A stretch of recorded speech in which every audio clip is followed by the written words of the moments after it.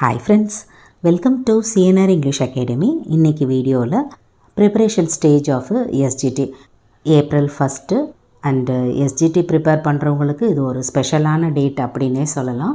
இன்னுமே உங்களோட ஸ்கெடியூலை வந்து விக்ரஸாக பண்ணக்கூடிய ஒரு டைமுக்கு நம்ம என்டர் ஆகிட்டோம்.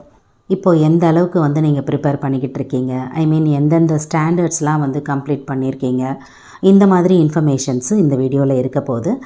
சோஃபார் எவ்வளோ முடிச்சிருக்கணும் அண்டு எக்ஸாமுக்குள்ளே இன்னும் எப்படி ப்ரிப்பேர் பண்ணால் நம்ம வந்து நல்ல மார்க்ஸ் எடுத்து ஸ்கோர் பண்ணலாம், இந்த ஆடட் இன்ஃபர்மேஷன்ஸும் நீங்கள் தெரிஞ்சுக்கலாம். ஸோ இன்னும் எக்ஸாமுக்கு வந்து பார்த்திங்கன்னா ஹார்ட்லி ஒரு 80 days இருக்குது அப்படின்னு சொல்லலாம். அதாவது 23rd June 2024 அன்றைக்கி எக்ஸாம், டென்டேட்டிவ் டேட் இல்லைங்களா. இன்னிலேருந்து நீங்கள் கேல்குலேட் பண்ணால் கூட ஒரு 80 days அப்ராக்சிமேட்லி ஒரு 80 days இருக்குது இல்லைங்களா. இந்த 80 days வந்து எப்படி வந்து யூஸ் பண்ண போகிறோம் அப்படின்ற இன்ஃபோ தான். இதில் ஃபஸ்ட்டு ஃபேஸ் ஆஃப் ஒரு 30 days இந்த ஏப்ரல் மந்த்து ரொம்ப எஃபெக்டிவாக வந்து நீங்கள் பயன்படுத்த வேண்டிய ஒரு டைம். இது வரைக்கும் நீங்கள் எந்த ஸ்டாண்டர்டு சப்ஜெக்டு இது எல்லாம் படிச்சிருந்தாலுமே உங்களோட ரிவிஷன் டைம் வந்து இப்போ ஸ்டார்ட் ஆகுது அப்படின்றத நீங்கள் தெரிஞ்சுக்கணும். ஏன் அப்படின்னு சொன்னால் ஓவராலாக பார்த்தா கூட 6th to 12th வரைக்கும் 7 ஸ்டாண்டர்டு, அதே மாதிரி English, Tamil, maths, science and social சயின்ஸுன்னு சொல்லி 5 சப்ஜெக்ட் இருக்குது.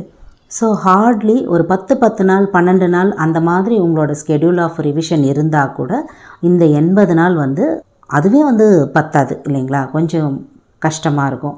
எதுக்கு நான் வந்து 12th ஸ்டாண்டர்ட் வரைக்கும் சொல்கிறேன் அப்படின்னு பார்த்தீங்கன்னா, உங்களோட தமிழ் எலிஜிபிலிட்டியாக இருக்கட்டும் அண்டு தமிழ் சப்ஜெக்டாக இருக்கட்டும், இங்கிலீஷாக இருக்கட்டும், இதெல்லாம் நீங்கள் கம்பல்சரி வந்து 12th வரைக்குமே வந்து படிக்க வேண்டியதாக இருக்கும். மேக்ஸ் மட்டும் வந்து பார்த்திங்கன்னா 10th இருக்கும் and selected topics 11th and 12th நீங்கள் படிப்பீங்க for science and social science. இதெல்லாம் பேசிக் இன்ஃபோ உங்களுக்கு ஆல்ரெடி தெரிஞ்சிருக்கும், நீங்களும் ப்ரிப்பேர் பண்ணிக்கிட்டு இருப்பீங்க. இருந்தாலும் இந்த ஸ்டாண்டர்டுன்னு சொல்லும்போது நான் அகெயின் அதை மென்ஷன் பண்ணுறேன். நீங்கள் வந்து ரிவிஷன் சொல்கிறீங்களே, இப்போ வந்து நான் இன்னுமே வந்து ஸ்டாண்டர்ட்லாம் முடிக்கலை, நிறைய வந்து இன்கம்ப்ளீட்டடாக நிறைய டாபிக் இருக்குது அப்படின்னு இருப்போம் இல்லைங்களா.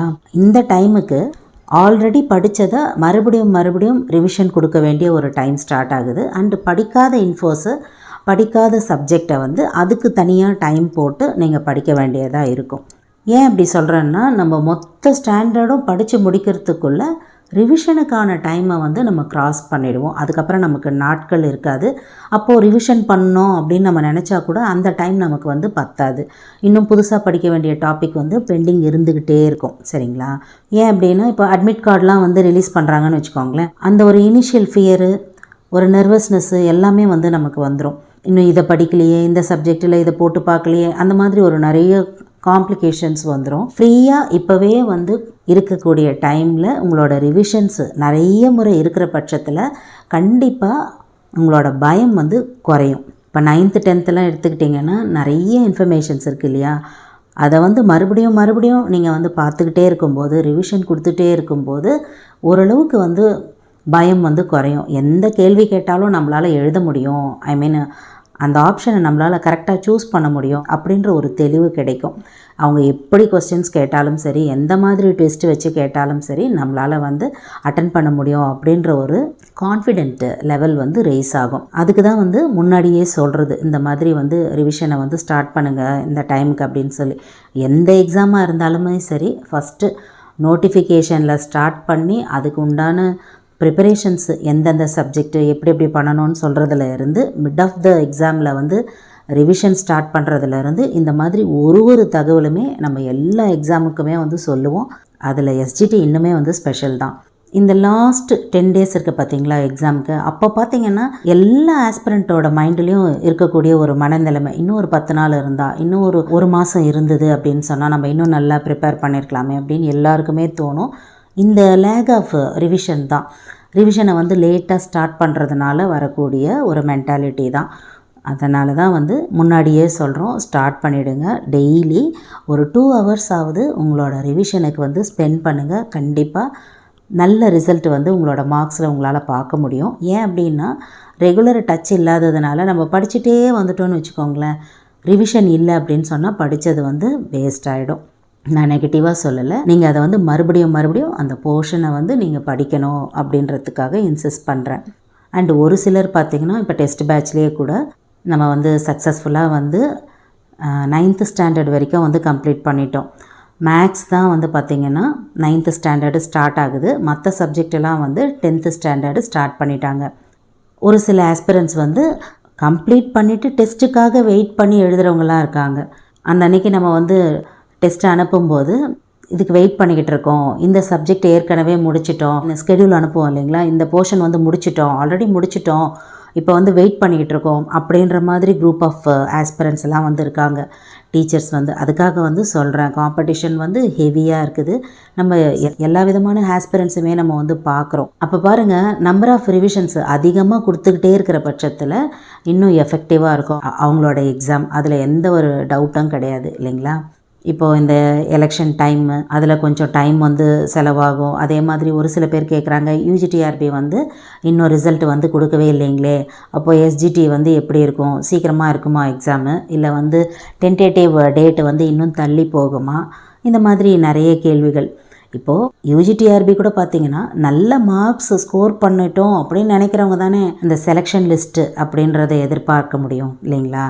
அதில் ஒரு 10 மார்க்கோ இல்லை ஒரு 5 மார்க்கோ குறைஞ்சிருந்ததுன்னு வச்சுக்கோங்களேன், போஸ்டிங்ஸ் அதிகரிக்குமா, அதிகரிச்சுது அப்படின்னு சொன்னால் நமக்கு அந்த பிளேஸ்மெண்ட்டு கிடைக்குமா, இந்த மாதிரி நிறைய ஆசிலேஷன்ஸ் ஆஃப் மைண்ட் இருக்கும். ஆனால் நல்ல மார்க் வந்து ஸ்கோர் பண்ணி ஒரு 120 130 அபவ் அப்படி இருக்கும் அப்படின்னு சொன்னால், என்றைக்கு செலெக்ஷன் லிஸ்ட்டு வந்தது அப்படின்னு சொன்னாலும் நம்ம பேர் அதில் இருக்க போகுது அப்படின்ற ஒரு கான்ஃபிடென்ஸ் இருக்கும். நான் உங்களுக்கு சொல்கிறது எல்லாமே இந்த கேட்டகரியில் வரணும் அப்படின்றதுக்காக தான், சரிங்களா. எக்ஸாம் எழுதிட்டோம், அடுத்து எப்போ ரிசல்ட் வந்தாலும் சரி, உடனே வந்தாலும் சரி, இல்லை இந்த மாதிரி எலெக்ஷன்லாம் இருக்குது அதுக்கப்புறம் தள்ளி வந்து ரிசல்ட் வந்தாலும் சரி, நம்ம பேர் அதில் இருக்க போகுது அப்படின்ற கான்ஃபிடென்ட்டோட உங்களோட எக்ஸாம் அமையணும் அப்படின்றதுக்காகத்தான் இந்த மாதிரியான வழிமுறைகளெல்லாம் நீங்கள் வந்து ஃபாலோ பண்ணணும் அப்படின்னு சொல்கிறது. ஏன் அப்படின்னா மறுபடியும் இதில் ஒரு மார்க்கு கம்மியாயிடுச்சு, அதில் ஒரு மார்க்கு கம்மியாயிடுச்சு, அடுத்து எந்த எக்ஸாம் வரும், எதை ப்ரிப்பேர் பண்ணலாம் இல்லைங்களா, இந்த மாதிரி தொடர்ந்து அப்புறம் மறுபடியும் அதில் போயிட்டோம், இதே மாதிரி ப்ரிப்பேர் பண்ண முடியாமல், ஸோ அந்த ப்ராசஸ்க்கு ஒரு எண்டே இல்லாமல் போயிடுது. அந்த மாதிரி பார்க்குறதுக்கான சூழ்நிலைகள்லாம் இருக்குது. அதனால தான் உங்களுக்கு இந்த டைமில் இந்த இன்ஃபோவை நான் ஞாபகப்படுத்துகிறேன். அண்டு ஒரு வேளை இன்னும் சீரியஸாகவே நான் இன்னும் ஸ்டார்ட் பண்ணல அப்படின்னு நினைக்கிறவங்களுக்கு கூட டைம் இருக்குது. நம்பர் ஆஃப் ஹவர்ஸை வந்து அதிகப்படுத்துங்க. அப்படி அதிகப்படுத்தும் போது கண்டிப்பாக உங்களோட சக்ஸஸை நீங்கள் நெருங்குவீங்க. அதில் எந்த டவுட்டும் உங்களுக்கு வேண்டாம். ஸோ மறக்காமல் கமெண்ட் செக்ஷனில் நீங்கள் இப்போ எவ்வளோ ஸ்டாண்டர்ட்ஸை முடிச்சிருக்கீங்க, இல்லை எந்த சப்ஜெக்ட் வந்து முடிச்சிருக்கீங்க அப்படின்ற இன்ஃபர்மேஷன்ஸை மறக்காமல் சொல்லுங்கள். அதை பார்க்கும்போது மற்ற டீச்சர்ஸ் எல்லாருக்குமே வந்து ஒரு ஐடியா வரும், இவ்வளோ முடிச்சிருக்காங்க நம்ம இவ்வளோ முடிக்கணும் அப்படின்னு சொல்லி. கண்டிப்பாக கமெண்ட் செக்ஷனில் நீங்கள் இதை சொல்வீங்க அப்படின்னு நம்புகிறேன். இதில் உங்களுக்கு ஏதாவது டவுட்ஸ் இருந்ததுன்னு சொன்னால் வழக்கம் போல் உங்களோட கமெண்ட் செக்ஷனில் சொல்லுங்கள்.